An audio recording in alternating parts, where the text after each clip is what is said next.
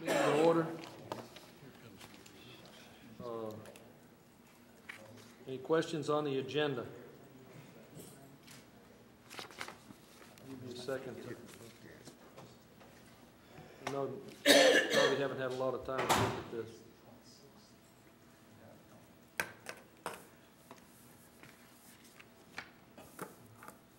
Any questions on the consent agenda? That's the one I'm sure there'd be some questions on. If there's anything. Mr. Chairman, several meetings ago, we talked about, at least in the work session, reading it off for the benefit of the people that are listening in and watching this, and it seemed like we've gotten away from that. Only did it about once, so if we at least bring it up and at least mention something about it, rather than just go along. That's kind of what I was doing. I didn't want to know if anybody had any questions on any part of it, and Mr. Gill, if you want to explain what the consent agenda is, it'd be certainly well taken for the Well, public. as it suggests, consent agenda is just the board's been made privy to certain information that requires a little discussion, and we typically kind of sign off on that. It's also posted on the web page for anyone to peruse various items on there. Oftentimes it's just routine bids that we've taken, various contracts we have with different vendors, typically related to instructional opportunities in schools. And for example, nights of routine bids include the photography bids, some combination padlocks, technology, education furniture that we might need during the course of the year, rooftop gas pack replacement, floor care products that we use in various schools, and those are just a few, but that's kind of where we are.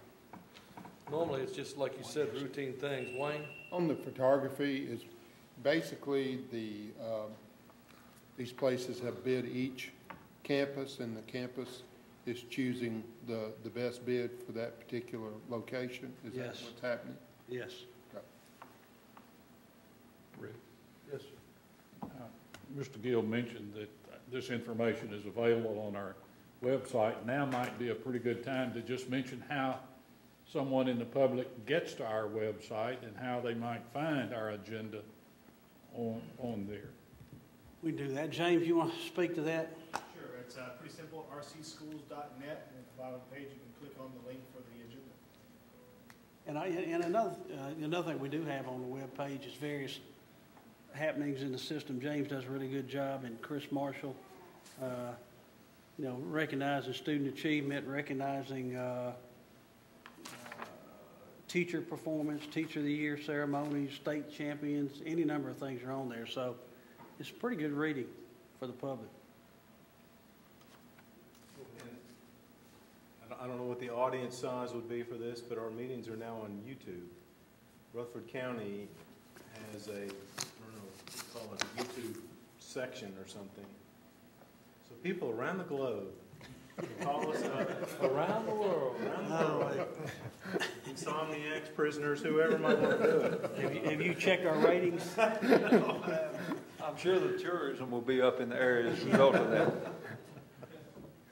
But anyway, for like when the kids come, and it might be worth mentioning that they can call it up on YouTube. Grandparents can look at it. I think it's important that the public know that we are accessible. We, being Rutherford County Schools, is accessible. There's a lot of information there readily available to them if they'll just take the time. Of course, in my case, I'd have to learn how to use the computer, but maybe that's good for them too. And also we archive, Ms. Michaels does, minutes from previous meetings, so a lot of information on there. Mr. Hogg? I just got looking at these bids on these combination padlocks.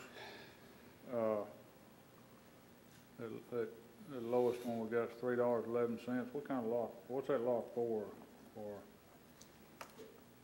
Just use it for lockers. Yeah. For lockers? Lockers at school. Or student lockers in the halls. Well, I guess the question is, are they all the same brand? Are they bidding the same brands? Yes, sir. Well, you know, and I've heard that discussion many times over the years. You know, you give specs on particular, like for example, a pair of gym shorts. Believe it or not, that's generated a lot of discussion. But there are different vendors that sell different kind of gym shorts, and just like there are locks. But as long as it meets the specs, historically it goes to the it goes to the low bidder. I can't, just my personal opinion, I just look at, say, Lowe's and Home Depot. You know, one's $3.11, the other one's $4.69. I guess the point I'm making, for $3.11, you ain't getting much. That'd be my guess. They met the specs, I guess. I'll have more information for y'all. I was just curious, I mean. Yeah. Any other questions on the consent agenda, information or anything? One thing I might want to say, because I did this last time, Ms. Cavender is running for Mr. Doris Jernigan's seat. She's out there, and Mr. Gary Eakes is also running for that same seat, and I noticed he's sitting back there too. Good luck to both of you. You'll need it. Where's Miss Cavender? She's right there. Now, you know Mr. Eakes. I do. Hello, Gary. How you doing? Watch what you ask for, you might get it. I guess we go to number 8 then, Mr. Gill. Well, no, number 9. Unless you want to mention what the Spotlight Education. First of all, the 6, we'll recognize Riverdale High School Lady Warriors on their recent accomplishment. They are the girls' state champions. They'll be here tomorrow night, or at least some of them will, as well as a coach. And then we will have a spotlight on education tomorrow night. Roy Waldron School drama team, dance team, and choir will perform a couple songs and do part of the acting from the spring play. So that ought to be fun. Rick, Sir, the house will be full tomorrow night. it will be. No, the room isn't like this all the time. It isn't crowded all the time either, but when children are here, parents are here. And so come early and find you a seat. Any other question? Number 9, discussion on portables. I've had several questions about this, so. Yeah, first off, we'll be moving several portables over the next few months, and have certain deadlines we got to make, because we got to get moving with respect to those portables. And there were some issues with those that bid not being appropriately bonded, I believe it was. So, Mr. Clardy's done some additional legwork on that. Tell us where we are, Mr. Clardy. Out of the bidders that bid, 3 of the bidders had general contractor's license. None of them had a modular installer's license. And I think one of them had applied for him. One of the movers' father had a license, and he's now deceased, so she had reapplied, and she didn't have a license. The bids range from $4,000 up to $7,000 per portable. We have 11 to move. The purchasing department has researched the license requirements. And they do have to have a modular building installer's license, and also the state contractors board was contacted, and they had their legal department to review it, and there's an email under the tab, and their opinion is that the movers need to have a general contractor's license because the total value of the package will be over $25,000, which is under the law. So I put together a letter that basically says that, and I haven't sent it out yet because I wanted the board's take on it, that if therefore all bidders on bid number 1875 must provide the modular installer's license and general contractor's license to the Rutherford County Schools Purchasing Department on or before April 26, 2010 for their bid to be considered. So I just wanted to make sure that the engineering department and the purchasing department was on the same page as a board member before the letter went out. So before you accept a bid, they have to have this license, is what you're saying? Yes. And the bids have already been made public. We became aware of the licensing issues after the bid was out. Although in the specifications on the bid, we did say that you're required to have all the licenses required by local and state. Mr. Holland. Okay. On a state contractor's license, I don't know why they make requiring that anyhow, but I guess it's based on the total project as a whole. Why couldn't you go as individual, do each individual and get away from that? Get under the home improvement license, you don't have to mess with all that stuff.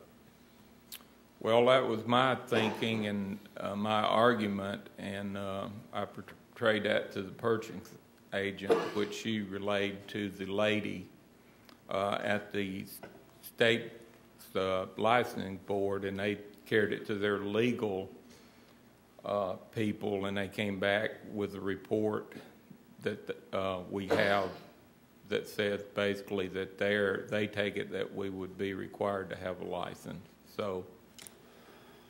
Okay, so if say they all come back with their license by the 28th, are we obligated to take the lowest bid, or I mean, I know we do always the lowest and best bid, but normally we take the lowest bid if they were, all things being equal. I don't know why we wouldn't. I would. It's approximately $1,200 cheaper than the next bid, okay. So that's $14,000 savings over all that work. Any other questions? I think Wayne's got one. Wayne? What is the time frame if, because this is not my area of expertise, to get the, what was it, the modeler's license and the general contractor? What kind of time frame does that take to? My understanding that it would be, 3 to 4 weeks on the installer's license, but it's also my experience that on the general contractor's license you have to test. Then that has to be submitted with your financial statement to the contractor's board. The contractor board then meets and proves it or disapproves it based on the paperwork they have. And that could, it's been my experience also that could take 6 weeks to do that. So, so they're working under time constraints. Do they all understand presently what we're requiring, or are they just going to find out once they receive the letter? Once they receive the letter, I think we've relayed that to a couple of them that have called. The kind of fix we're in with that. But on the other hand, we have to get the first day of school's out. It's not only moving the portable, but it's also hooking the electric up to it, getting the fire alarm hooked into it, relocating all the furniture that needs to be relocated, setting up the technology in it, building the ramps, and then going through all the inspection process with the state fire marshal's office to make sure they're occupiable with students. So we're also under time constraint ourselves because we've been very successful in the past few years in starting the first day that school's out, and it usually we're down within at least a week before school starts to have them all ready. So we're under time restraints also.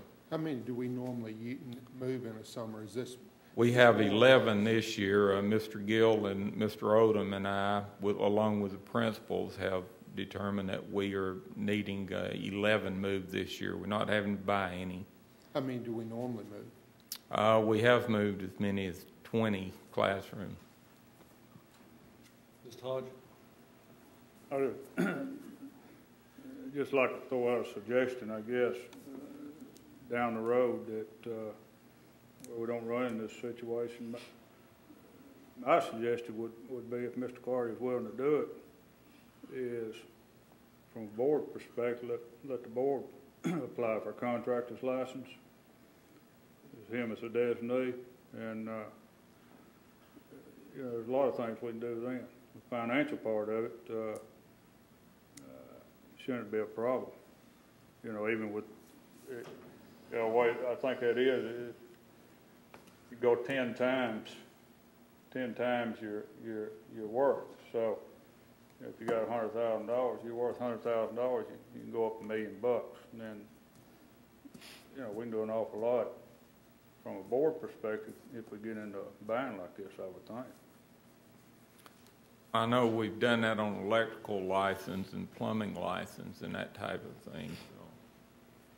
So it just required taking the test and filing the right paperwork, I guess. Grant and then Doris. Go ahead, Grant. On these bids, I think we've done it, not necessarily this bids, but on bids in general, conditional on certain things being met. Many times things come up, but since we're having we want to make sure we get things in place in time. Seemed like we could have gone ahead and made those conditions, and that's part of what you said here on the date, April 26th. But and especially when you have a clear-cut low bid here, and because people sometimes will back out of things and they're thinking that they haven't jumped through too many hoops or something. But we've done this before, not necessarily on these bids, but on different things that make it conditional upon certain meeting state requirements and so on and so forth, and that's fairly routine. Get these things going, and they'll have plenty of time to be in position to move these. I'm sure Mr. Reed could address this, but I think we'd be opening ourselves up to liability to prove somebody's a contractor without them being qualified through the state. If something in the meantime happened, for instance, if they took it on their own to go out and start pulling skirting off or something, or start it looks like it would be a liability issue. I don't know, Mr. Reed. I think probably Mr. Clardy's solution is the best solution because it's fair to all the contractors equally. Because in this case, all the bidders, none of them had the licensing in place, and what he's talking about doing is giving each of them the chance of getting the licensing they have to fulfill their bid. Yet, and that delays the school board even longer than Mr. Clardy would want, but at least allows him to get started with the portable being moved within the time frame that we need to meet. I don't think it would be appropriate, really, if we allow any of the bidders to go out there and start doing work in light of the emails and communications we have from the state contractors board. We really would be in violation of what they've told us. That's correct. Well, obviously, we wouldn't want them to start working, and that would be a prohibition you put in there regardless. But it just seemed like to me, since they've gone through the process, then you could qualify it. We've qualified it not necessarily on this particular thing, but on different things. You always have qualifications. You have to meet them. If they don't, and obviously you go, in some cases, to the second lowest bidder, and so on and so forth. So it just seemed like to me that a lot of the confusion. I think in this case, though, they didn't know that they had to have those qualifications until, is that a new state regulation? He still has it in his letter. What I'm trying to say is just. Well, I mean, they've got steps they have to go through to get licensed and go through this procedure, so you would think they would all be able to do it and get it done. If for some reason they don't all get it done, that's going to change maybe your bid perspective at the end of the day. So what you have to do is kind of evaluate who's going to be the lowest and best bidder who does meet the qualifications when that April 26th date hits. It would seem to me that if another way would be to break this package up, smaller increments, 4 or 5 trailers or 4 trailers in one, but it would mean a lot of different bids. So, and I think by lumping them all together, you get a better cost factor than you would if you segregated it out into smaller groups. But I'm interested in what Terry says, if he could bring some more information to us sometime in the future where we could cover this in a little more detail and have a little more time to digest it. But would we have the capability of move, I guess we could buy the materials to move things, but we would have the capability of hooking them up and doing all those things, but I don't know about moving them. Sub it out. Well, what I think it would do, probably, Mr. Reed address this, but they could, someone like a portable mover could work under the board as a subcontractor. I see what you're saying. That's what Terry just said. Okay. Yeah, I understand that now. I wasn't thinking in that direction. I thought us moving. Don? Well, it seems like all of a sudden this year that portable moving has become quite an issue. And it's been kind of routine in the past. What has changed?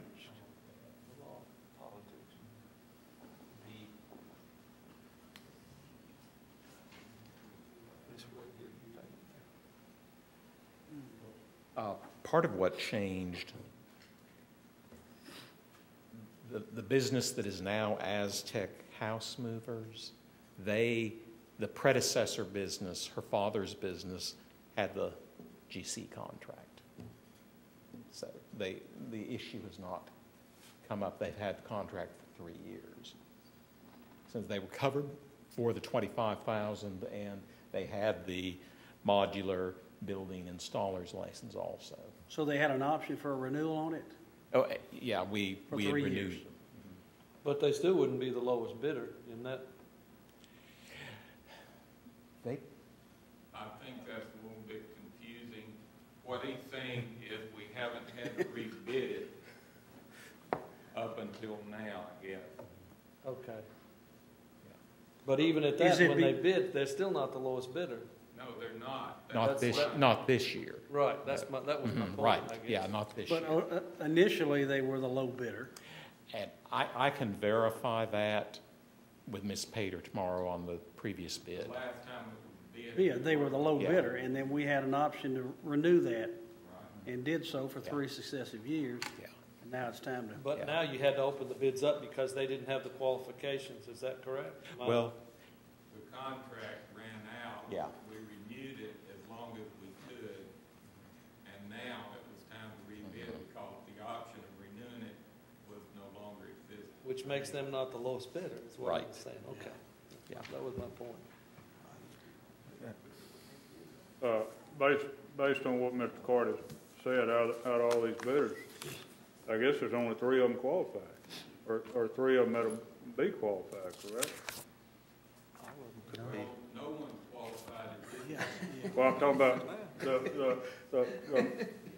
moving the portable license. I'm sure that's a money deal. It is. But your general contractor's license, you're talking about, I'd say, a greater amount of time than what you're wanting this stuff. You got 3 of them already that's got general contractor's license, correct?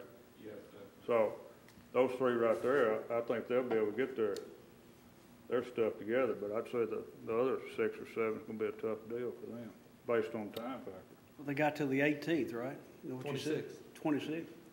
26. Okay. Donald, I'm sorry, I didn't mean to cut you off a minute ago. That's quite all right. You weren't completed. This is an ongoing discussion, so, with this, we didn't know we had 11 portables to move when we put out for bid, did we?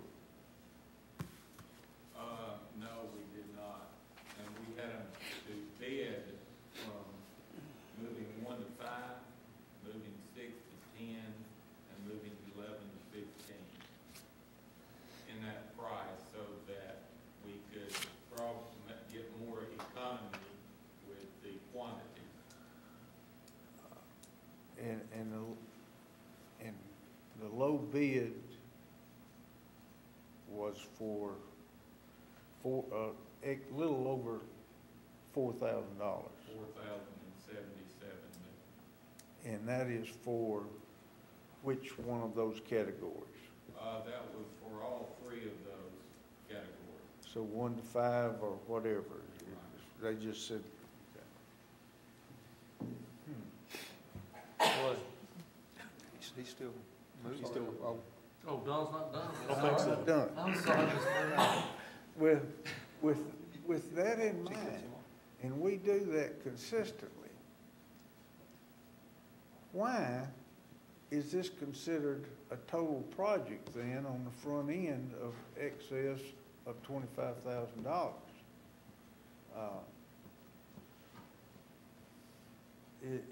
Is there a reason for that? I know that it's, now that you're moving 11 portables, it shouldn't, with the low bid, it's in excess of $44,000. But we didn't bid it that way.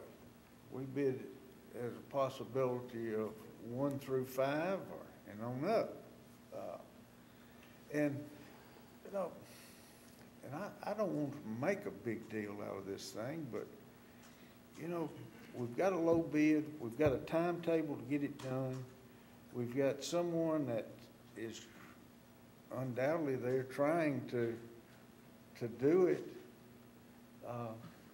and it appears to me, and maybe I'm off base, that we keep throwing roadblocks out there. And I just wonder about that. And here's another thing. The low bidder, which it's public record, so I've talked to him, and I know that he has applied for the modular moving thing and paid all that money to get that, and that doesn't take very long, you're right. So they could probably get that by April the 26th. But you can't get the general contractor's license by April the 26th because the general contractor board, I found out, doesn't meet until May the 22nd or so. So therefore, you pretty well excluded a low bidder. and that is sort of my question too, and Mr. Clardy might have said this, and if you did, I apologize. How did you come up with the April 26th date? Because it does seem like if it takes, what do you say, 6 weeks to get a contractor's license, by definition, they're not going to have time to do it. Agrees to our timetable. In other words, we're going to, within not very a week or so after that, or by the time that they got their equipment on the job, we would be ready to start moving. If we waited for 6 weeks or 8 weeks, we may never get our portables ready, and we just have a nightmare at the end of the school. So these portables are not being used this year for classes? Yes, they are, but as soon Well, as school's still going on for another month after April 26th, isn't it? Would you like me to change that date? No, I'm trying to understand how you arrived at that date when there's still a month left of school. Well, I guess, for example, and I mean, I follow Dr. Burns' point. If May the 22nd was the drop dead date for that, and say that allowed everybody to participate in the bid process, and we made the decision on, I don't know when the board meeting would be to accept it, but if we could on May the 22nd, would the next day, whomever got the bid be ready to mobilize and start moving on the 23rd? Would that be sufficient? Those guys usually kind of start a couple weeks ahead of time getting ready. Here, the thing is, in my thinking, and I could be wrong in this, but my experience is there's going to be a couple weeks of mobilization in there for those guys. And if they don't know until the day before you start moving, then if the day you tell them, it may be 2 weeks or a little more before they ever get on to the job site and start moving stuff. So you mean they need to prepare off-site? Is that what you're saying by Yeah, mobilization? prepare off-site, get their beams and their wheels where they gotta take them to. Do they have to apply for permits to move stuff? Yeah, for the highway permits, all those kinds of things. Could that be done, well, they wouldn't want to do that in advance of getting the bid. Yeah, and if you're not careful, you'll end up with only 8 weeks in there in moving time. I misunderstood. I thought that the 3 or 4 bids had their general contractor's license. I didn't realize that all of them didn't. Does a low bid person not have a general contractor's license? See, I misunderstood that part of it. I didn't understand that. And I don't remember who bid what, and that's not even my point. I'm just trying to figure out the schedule, and is this fair to the folks who didn't know this going in? And by the time they do know this, they won't have time to meet the deadline. I mean, that's all I'm, so. Well, if you're in the moving business, you should know. Doris has got one too. You should be licensed in the moving business. Well, that's a good point, Mr. Chairman. And here we bid something, and not only did one not know it, but everyone that bid it Right. didn't know it. So if those people are in the business to move modular homes or whatever they're doing, and yet they didn't know. So that seems a little odd to me. Doris, did you have a question? Any more, Terry? No, that's fine. And to get your general contractor's license, the first opportunity is what, May 26th? Did I understand that correctly? No, it takes six weeks. Is that what it was, or 8 weeks? How long? May 22nd was the first May time. 22nd. Yeah. Second. When they meet, and then they would have to be issued from that point. Well, if everybody didn't know, I don't know. Obviously, we didn't know either. No, but I mean, it comes down to, you got two issues. One, they can't get a general contractor's license for May 22nd. You're saying it's too risky to wait that late to proceed, that they need to be mobilizing, they need to have stuff on site, bottom line. If we hold to this April the 26th date, you say you think there'll be 3 people that are in a position where they'll have their license and be able to submit?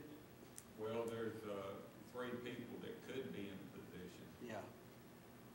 I mean, it is a bit risky to wait, looks to me like. Whatever you. Well, I would think that we need to make sure that everything, which I know it is on the up and up. And, Well, it is, yeah. But, you know, the perception may be that it's not. So, but that's. I don't think it is. I mean, I don't think that's a perception. I hope it's not. But, I mean, do you want to do, between now and tomorrow, do some thinking with respect to whether we could extend that date to May the 22nd to see what kind of challenges it would present, and maybe come back and, that sound reasonable to you, Jeff, Mr. Jeff? It does. Perry and then Wayne.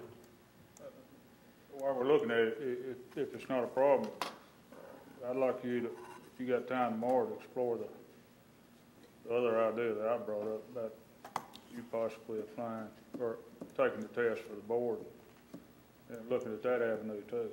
I mean, if the rest of them gonna have to, I don't know what your timetable is, but if the rest of them will have to go this route, take the test and all that jazz, if you're willing to do something like that, I'd be interested in going ahead and looking at it at the same time.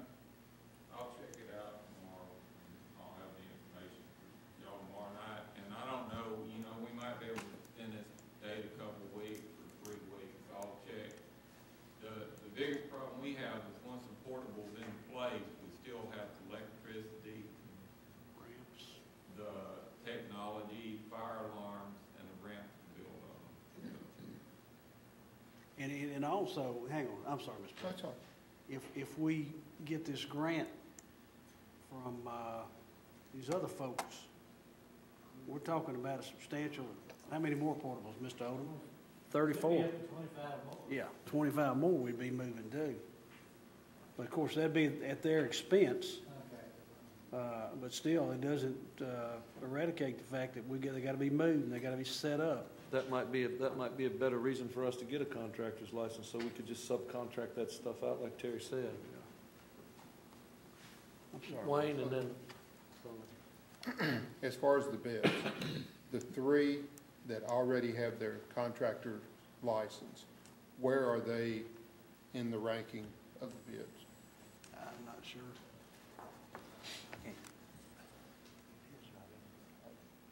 Aztec house movers are $4,750.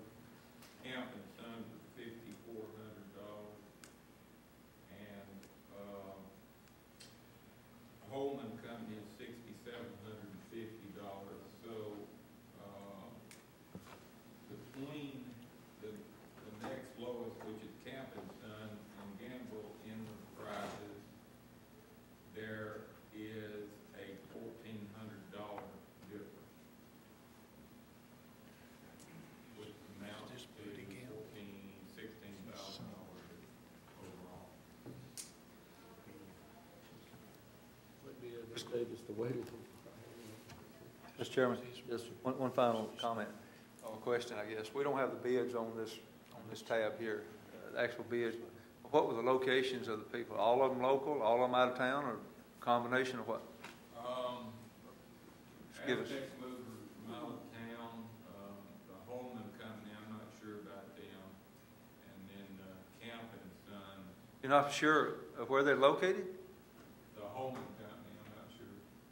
I mean, you mean they didn't have a letterhead or address or anything where you could tell? Well, I guess they did, but I haven't looked. Okay, I thought maybe you had them before you. All right, go ahead, I'm sorry. Go ahead, I'm sorry.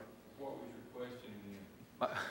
Well, but that question was, you didn't know if they had an address or not, but you just don't have it with you, you're saying? I don't have it with me. Okay. I'll bring it to you. But the question was, obviously, if they're gonna have to relocate and get a lot of their equipment here in order to move them, if they're from way out of state, obviously, it's gonna take them some more lead time than it would if it was some local folks or some in the general area. But most of them are in the area, or most of them out of the area. Most of them are in the area, although Aztec is from northern Mississippi, who has been moving them, and they have no problem mobilizing and getting here. But we've known sometimes they even stored equipment locally, so, and you know, I don't care who moves them, I really don't. It doesn't make any difference to me, as long as they're moved on time, because I know when it comes down to school opening, if the classrooms are not ready, I'm gonna catch it over. Everybody's gonna be pointing their finger at me. Yeah, I was gonna say in connection with that question about where these folks resided, I mean, he does have 2 schools, he's building a renovation at Central, some roof repair he's doing. It's not unforgivable that he didn't know where that particular vendor was. And he had a bid and it didn't even have, the address, he didn't have it before him, that's what he's saying. I'm with you now. Mr. Jernigan, you finish up and finish this. Can you finish this up? Well, I'm going to shift from one thing to the other here, but it still amounts to portables. My concern is, now then we've brought up all these portables, maybe even 25. Is it our responsibility to bid those out and get those, or is the company that we? I can only assume that they might use the same person or same vendor to move it, or they may want someone else, but it's not our responsibility.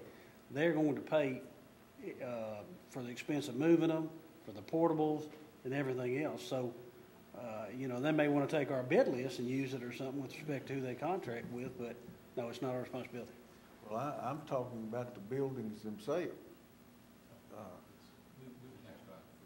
We have that out for bid now? Yes. And what's the timetable on that? Is that the bid will come in and then is delivery time for those portables, is that in the bid? Yes, that is stipulated in the bid. And that is when?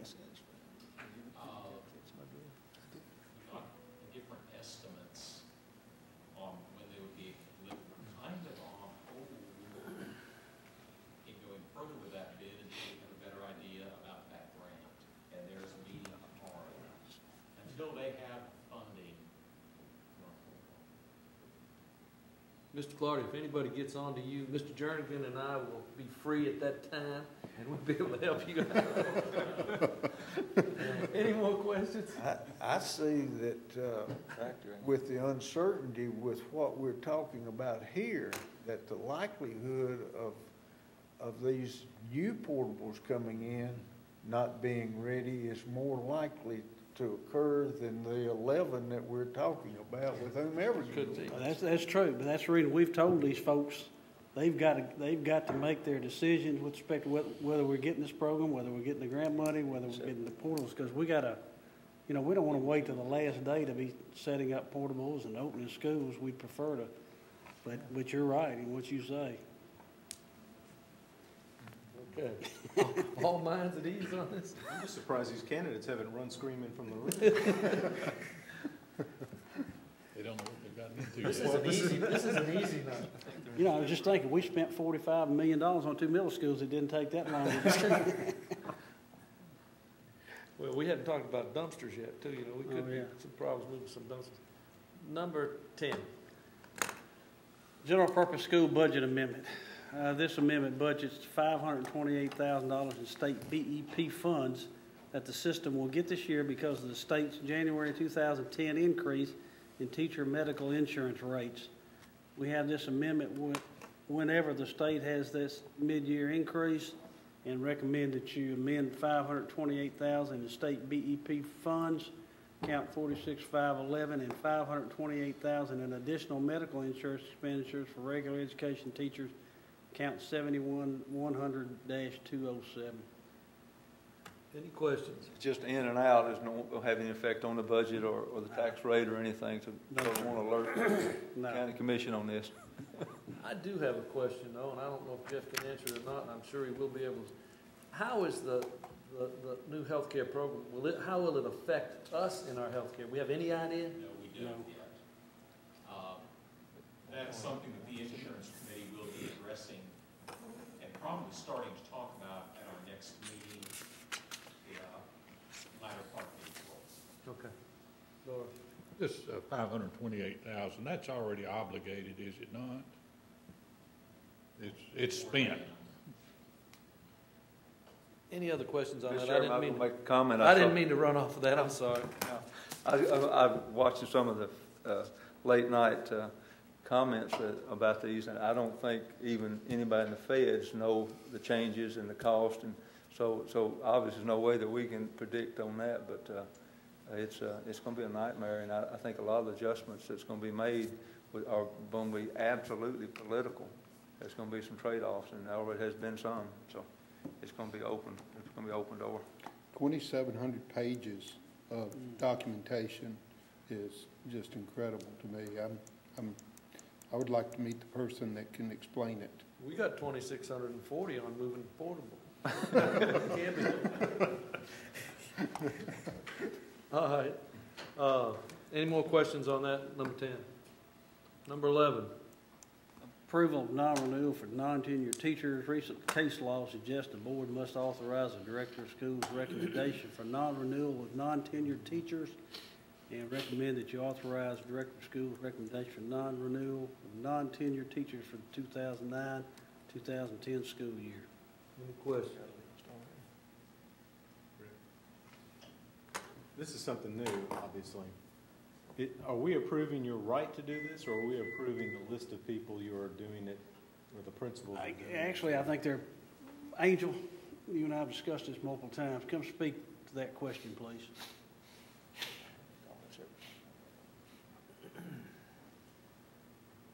You're actually approving his ability to make the recommendations for non-renewal of non-tenured teachers. So not necessarily the particular list, but But when we approve tenure, we have a list of names and we say, fine.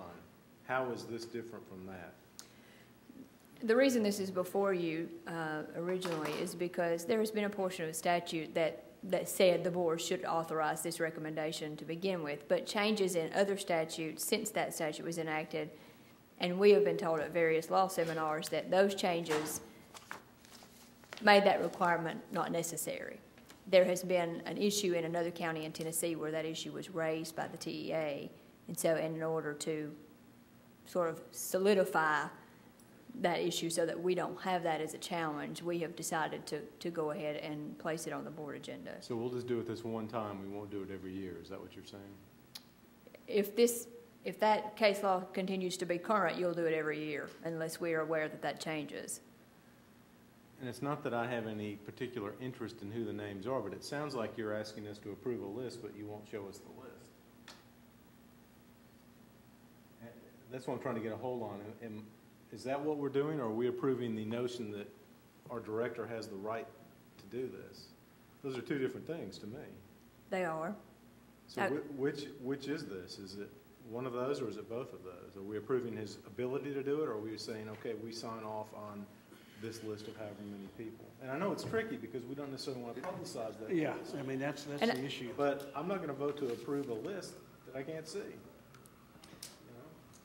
Well, here's the thing.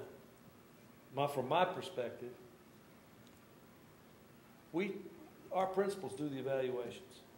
They actually make the recommendation to Mr. Gill. He reviews them, and I'm sure if there's something he thinks is out of line, he goes through that process. But if we get in the business of saying who can be hired and who can be fired and who cannot be and who can be, we're going to be in one heck of a mess. And that's what I see is the reason that we need to do this. And that's not what I'm saying. That's the last thing I want to do. And it's not about Mr. Gill, because obviously I trust him completely. The issue is, just from a board standpoint, do we want to be approving things that we're not allowed to see? I mean, and maybe, and again, that's what I'm asking. Am I considering this in the wrong way? Yeah, I mean, I see that, but with respect to, I don't know what your intervention would be, other than to intervene and say, well, I don't think this person ought to be included in the non-renewal list, which really kind of gets back into the schools and kind of usurps the authority of the principal, because then whoever said that we need to approve it, we felt the same way. We don't disagree with that. Yeah, right. But the issue is that we don't want to be in a position where it can be challenged because the board did not authorize his recommendations. So in my opinion, we are safe in any challenge that might come up if you approve his recommendations for the non-renewal list. But I'm still unclear how this is different than tenure when we do see a list of names, because we're not going to intervene there either. But at least we know who's on the list that we're approving, whereas here... Well, as you said, I mean, I think we were trying to notify in lieu of it being a public record in advance of the people being notified. And we don't want to add insult to injury by doing that. I mean, I'm not sure what the answer is. I don't either. I don't know the solution to that. If we're approving his ability to do this, we're indirectly approving the list, but we're not. We're approving him the ability to do it, but we're not approving the list or disapproving the list. That's the way I see it. I think indirectly you would be doing the same thing. If you approve his ability to make the recommendation, then you approve the list that he's going to come up with and recommend for non-renewal. In essence, you're doing the same thing.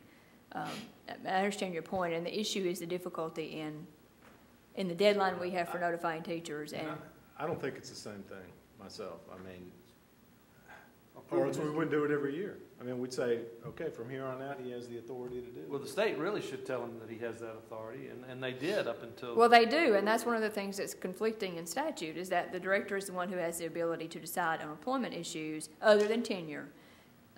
And then this interpretation has come about recently and has been brought up in an issue in another county. And so the recommendation to counties throughout the state has been, if you want to protect yourself from those kinds of challenges, that this is the way to do that. Doris, did you have a question? I don't know. I'm seeing it as just an approval of his authority to do so. It's kind of like having a policy. Why couldn't we put that in policy? And then that would... Or maybe it doesn't need to be in policy. I don't know.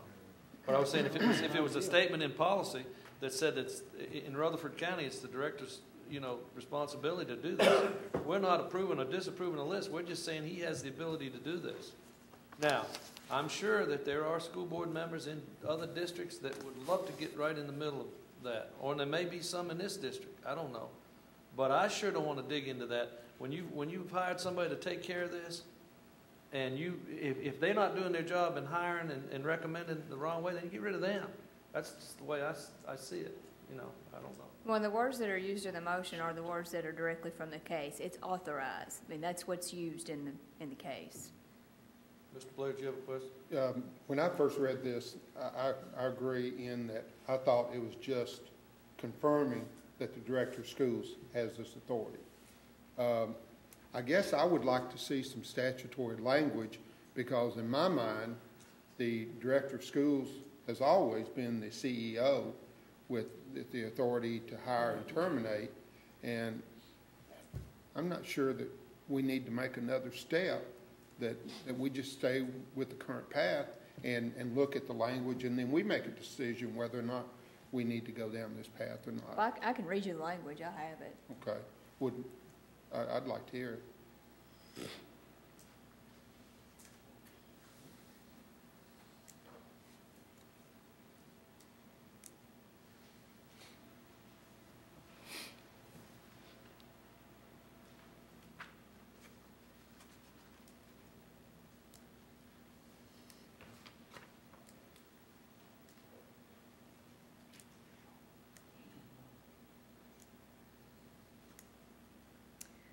What the statute says is that the notice of failure of reelection, which we call non-renewal, must include a statement of prior authorization by a majority vote of the membership of the board. So that will be included in the letter that the teachers are given if you authorize it at tomorrow night's meeting. Can you read that again? Yeah, I was going to ask too. Any notice of failure of reelection must include a statement of prior authorization by a majority vote of the membership of the board. Well, to me, that sounds more like we're approving the list than we're approving the concept. And I'm sorry if I've turned this into a much bigger deal than it needs to be, but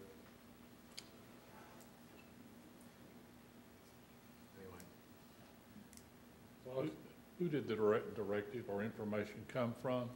And should we go to them and seek clarification? I think I've done she that. has, yeah, multiple times. Okay.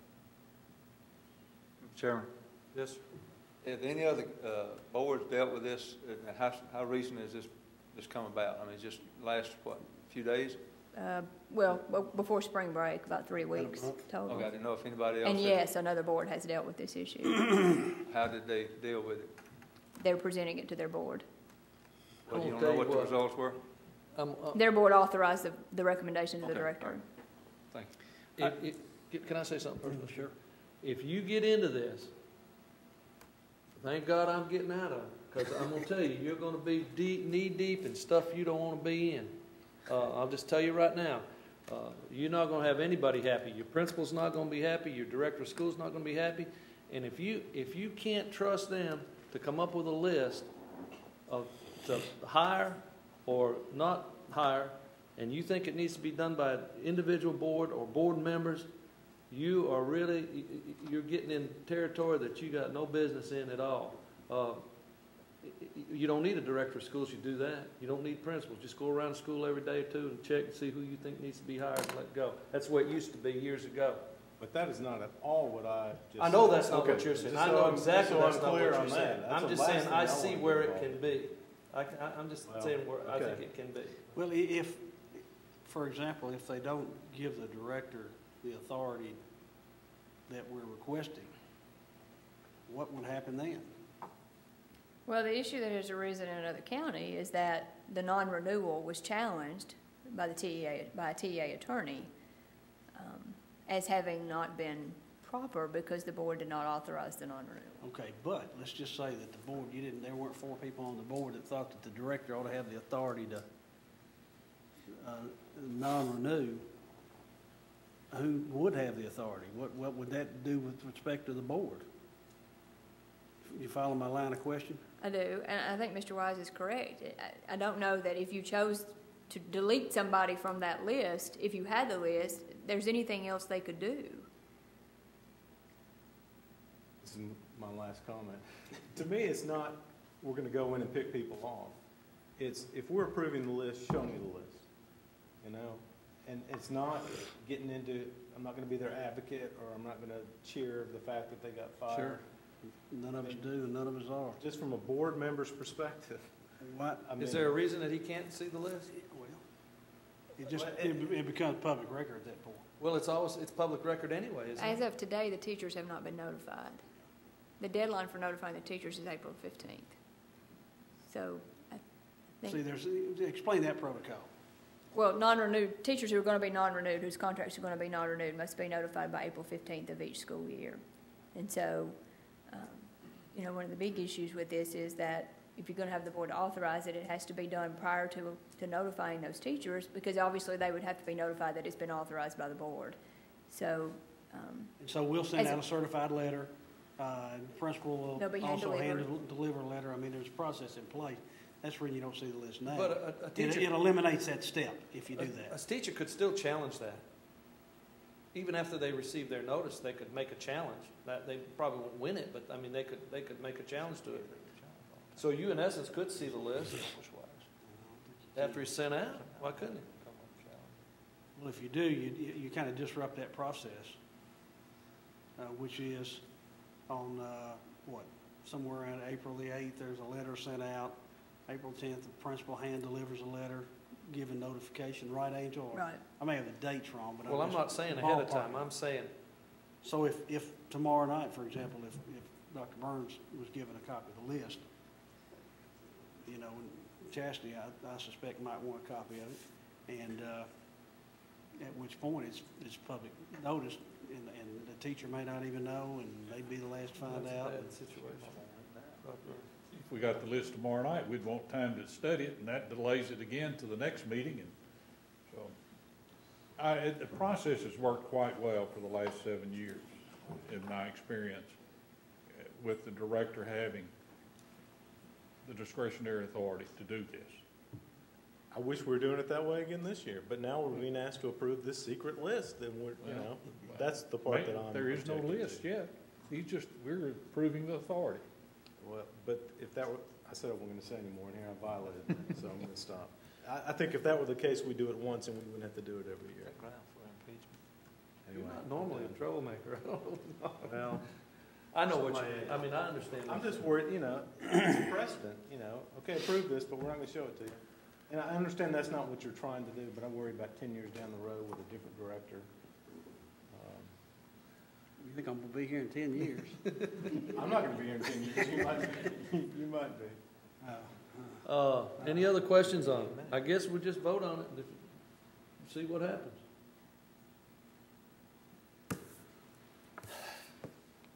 No other discussion? I got a couple things I'm gonna discuss after general discussion. Sure. All right, number 12, general discussion of the board. As if we haven't already done a little. Dar? I had two things. Email recently had to do with a question from TSBA about our need to contact our representatives about our support for an appointed superintendent versus an elected superintendent. If memory serves me correctly, we have, as a board, sent a letter in support of the appointed superintendent, have we not? Yes, we have. Okay, so this seems to, or it seems that the legislation that's in question gives the county the option of either an elected or an appointed. I think we're still in support of this appointed superintendent, are we not, Mr. Bolt?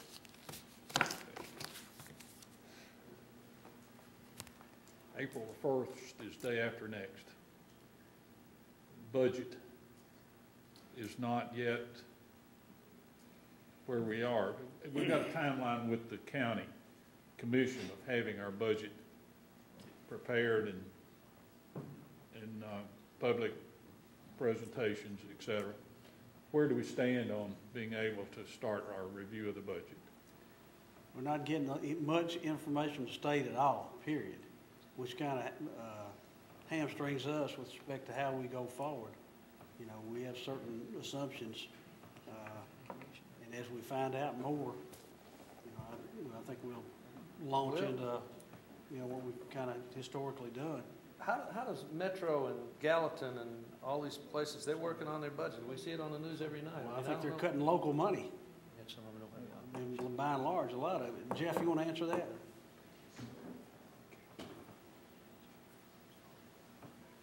Again, I have, assure y'all, I have been working very heavily on the budget, but just have stopped short of that point of pulling all of the pieces together each month that passes. And probably, well, definitely as of Monday, I will have March numbers. Every month that passes, more of the current year that we have gone through, the numbers I will put together, I can adjust based on current year. And that will give us a better set of numbers to be working with later in April. Well, I guess, is it too early for us to talk about staff? How many employees we'll be talking about next year? How many buses we'll be talking about? Some things that we can start putting numbers with. We may not always know what the state is going to provide us, but given past experience, we can use some. We can start using some averaging. Yeah, I mean, we can give you some preliminary estimates with respect to transportation, you know, number of teachers that we think we'll need pursuant to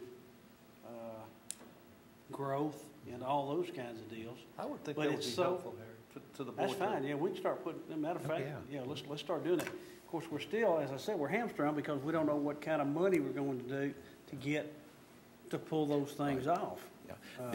The state, I'm very grateful that they reinstituted the spring fiscal seminars with us. The one, Kim Williams and I will go to the first one, which is April 19th. Well, I think it starts the 20th, but we'll head out afternoon of the 19th. And at that one, we will hopefully get some answers. Again, back in spring of 2002, didn't do well at getting answers even in April, but we are hoping we will start getting some answers. But Doris, he brought up like Metro, for example. Right. But you're not certainly not comparing apples to apples there. I mean, they spend per student? $8,400. We spend $6,600. I mean, I think a lot of what they're cutting back is coming out of local money in an effort to drive down, you know, their tax rate in anticipation of a shortfall in revenue. Whereas, you know, we're basically one of the lower funded schools, and you know how much sales tax down, and we met with Right. Lisa on that. Right. You know what we're going to get from the state. So whatever we give you, it's so premature. Yes. I think it just gives but us we some will. idea about what to defend, though. Yeah, Like, right. what we're gonna need to defend. Like, we're gonna Yes. need to defend these teachers. Right. Because, Oh, absolutely. you know, we don't wanna lose anybody. I mean, we're gonna try to. When's our first meeting? We Well, have set a date up on that we've yet? discussed having one in mid-April. Okay. Yeah, but again, when I can fold in the March numbers, we will have 9 months, but we'll only have 3 more school months left, and most of that will hit in by May, the end of May, and those numbers will be better at that point for us to work with, because it's going to be tight. Okay. Mr. Blair, do you have a question? Yes, sir. With the news of the race to the top funds, with Delaware and Tennessee being the first 2 states selected, you know, I believe the figure is $500 million that's coming to the state, and I think maybe the average person in the public could think, well, we're going to be rolling in the dough, you know, with our school systems, which is not the truth, because I think we've discussed in the past, yet Rutherford County probably is not going to share. Well, the money can't supplant either. It can't be used to take place of budget things, and that's the first thing you're gonna say, well, you're getting this, you can cut this. Well, There's a sheet right there, and you bring up a good point, Mr. Blair. And basically, let me give you about as much as we know. The state gets $500 million. They take half of it. The other half is divvied up. We've said this before, to the point where we're not sure if we get 6.4 million or 9.9 million. You have to make application. And that's another thing. Somebody mentioned a few minutes ago about not having concise directions from the federal government, we don't really know how to submit the application yet. Matter of fact, Mr. Odom and I were talking about it earlier, and I think it would be nice if Tim Webb would do some kind of webinar, or he and his staff just kind of saying, this is the way you apply, this is what you do, this is what you got to tell us before you get your portion of the money. So there's not much for us to report when you read on right now with regards to what we got to do to secure that Is it fund. the same formula as what Title I gets in money? We get 1.46% if we're successful in making an application, whatever that means. So whereas, to give you a comparison, the Metro is like 12%, over 12%, Memphis is over 27%. It's going to be wheedled down because there's not a lot for us. My second question, has there been anything from the state, probably not, what they're going to do with the other half? I suspect it'll go towards these schools that are high poverty schools, schools that are failing schools. When the state has to overtake a school system or overtake or schools in corrective action, they'll probably pour additional funds into that school. Also, it's on this sheet. Also, for example, whatever we get, it'll be primarily dedicated to staff development type stuff, in lieu of us going out and hiring a bunch of teachers or kind of supplanting what we got. So, you know, it's good to have the money, but it's, you know, we're limited in how we use it. One more thing. Oh, No, we've all seen the acknowledgement of our SACS accreditation, the one school in the state of Tennessee. We have a 5-year window to get our technology up to date. That was, if I remember correctly, that was the drawback in our SACS accreditation. Are we going to be in a position to do anything as far as upgrading technology in this coming year's school budget? Because we can't wait till year 3 or 4 to start making these improvements. It almost seems that it's got to be from year 1 forward. We always, hang on, Don, 1 second.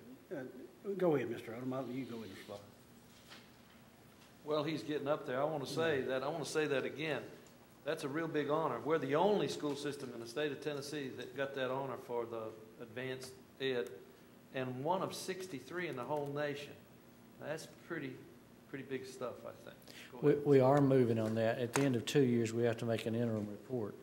But Title I has done very good this time. They're taking a lot of their ERA funds, and they are actually putting technology in. The write-up from the SACS people, advanced ed, was that there were some discrepancies between schools. And of course, when you build a new school, you do staff it quite well. We're talking about ceiling projectors and all of the technology. But I'm very happy to say that Amy's worked with the Title I schools and all, and they spent a good bit of their ERA funds in putting in some of this technology. So even at the end of this year, I think for our 2-year report, we can say we're absolutely making progress for it, because a lot of those Title I schools tend to be our older schools, a lot of those that have been around a while. So I think we'll be okay from that reporting part. Any other questions? You got one thing to say about? I was just going to say, I hope you noticed that our school system has 100%, and I'm going to let Ms. Barnes talk about this just for a second tomorrow night. Teachers, highly qualified teachers,